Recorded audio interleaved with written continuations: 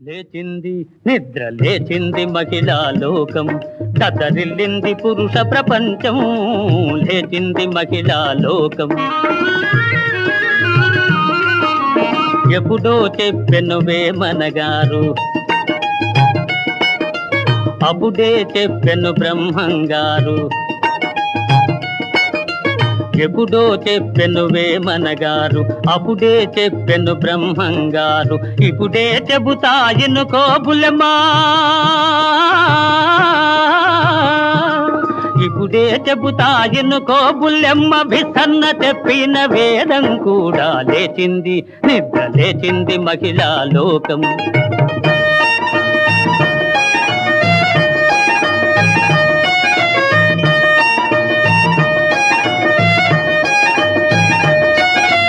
పల్లెటూళ్ళలో పంచాయతీలు,